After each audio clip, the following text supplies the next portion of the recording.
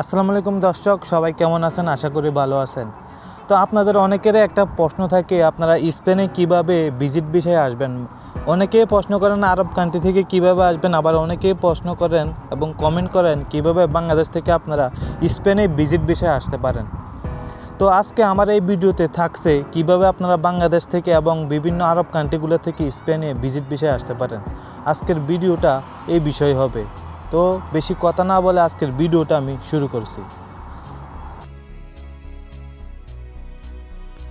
Visit ভিসার ক্ষেত্রে সাধারণত সেনজিংয়ের ভিসা এর জন্য আবেদন করতে হবে আপনাকে। যে দেশে যাবেন আপনি, ওই দেশের এম্বাসিতে আপনাকে আবেদন করতে হবে। বাংলাদেশ থেকে স্পেনে ভিসার জন্য বিএলএস ইন্টারন্যাশনাল হচ্ছে একমাত্র অনুমোদিত সংস্থা। আপনাকে তাদের অফিসিয়াল ওয়েবসাইট থেকে সরাসরি অ্যাপয়েন্টমেন্ট নিতে হবে। কোনো তৃতীয় পক্ষ বা ভুয়া ওয়েবসাইট থেকে অ্যাপয়েন্টমেন্ট কিনবেন না। বর্তমানে স্পেনের দূতাবাসে ভিজিট বা ট্যুরিস্ট ভিসার জন্য প্রতিদিন নির্দিষ্ট সংখ্যা মানুষ অ্যাপয়েন্টমেন্ট নিয়ে থাকে। অ্যাপয়েন্টমেন্ট নিশ্চিত হওয়ার পর আপনাকে সশরীরে ঢাকা বনানীতে অবস্থিত বিএলএস স্পেনের ভিসা অ্যাপ্লিকেশন সেন্টারে গিয়ে বায়োমেট্রিক আঙ্গুলের ছাপ জমা দিতে হবে। যে সময় আপনি ওইখানে যাবেন তখন আপনার সকল ডকুমেন্ট একসাথে নিয়ে যাবেন। কি কি ডকুমেন্ট আপনি নিয়ে যাবেন আমি আপনাদেরকে বলতেছি। প্রথমত যেটা করবেন, পাসপোর্ট। ন্যূনতম 6 মাস মেয়াদ থাকতে হবে আপনার পাসপোর্টের। সঠিকভাবে পূরণ ও স্বাক্ষরিত সেনজেন ভিসার আবেদনপত্র।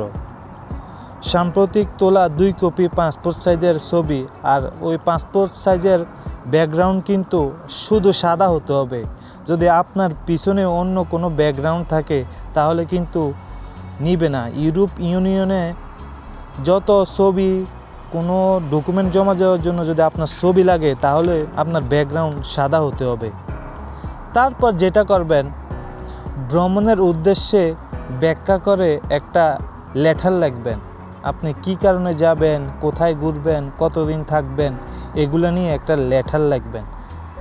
ফ্লাইটের বুকিং কপি এবং হোটেলের রিজার্ভেশন বা আবাসনের যে প্রমাণ আছে আপনাকে ওইটা নিয়ে যেতে হবে। তারপর হলো গত 6 মাসে ব্যাংক স্টেটমেন্ট আপনাকে দেখাতে হবে এবং আপনার ব্যাংকে কমপক্ষে 10 থেকে 12 লক্ষ টাকা দেখাতে হবে। তারপর হলো আপনার ভ্রমণ বিমা, কমপক্ষে 30,000 ইউরো কভারেজ ভ্রমণ স্বাস্থ্য বিমা, যা সেনজেনভুক্ত সকল দেশের জন্য কার্যকর। আর হ্যাঁ, আপনি যদি একটা সেনজেন দেশের ভিসা পেয়ে যান তাহলে আপনার জন্য ইউরোপের 27টা কান্ট্রি ওপেনলি আপনি ঘুরতে পারবেন, ট্রাভেল করতে পারবেন। তারপর যেটা আপনার পেশাগত প্রমাণ। আপনি যদি চাকরিজীবী হন তাহলে এনওসি এবং ব্যবসায়ী হলে আপনার ট্রেড লাইসেন্স এগুলো লাগবে। ভ্রমণ করার কিছু সময়সীমা আছে আপনার।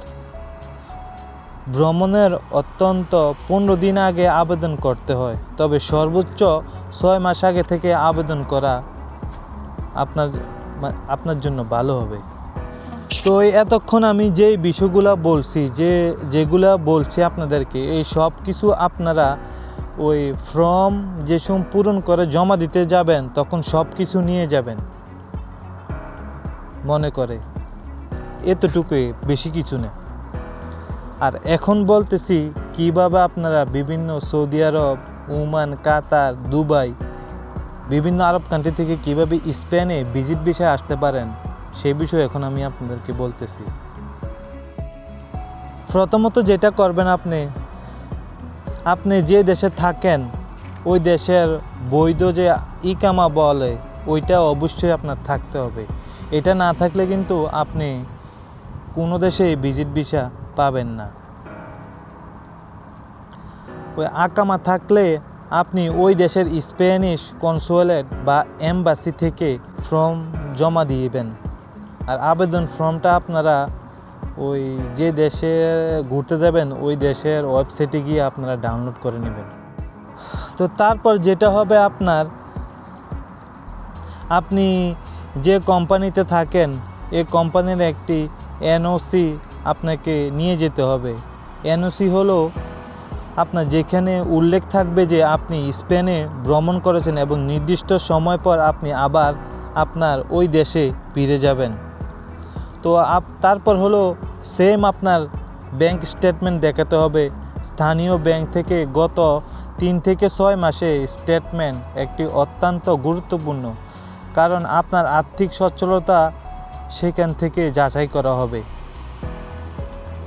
আপনি কেমন বেতন পান, আপনার অ্যাকাউন্টে কত আছে, এই সব কিছু তারা বিবেচনা করে তারপর আপনাকে ভিসা দিবে কি না বিবেচনা করবে।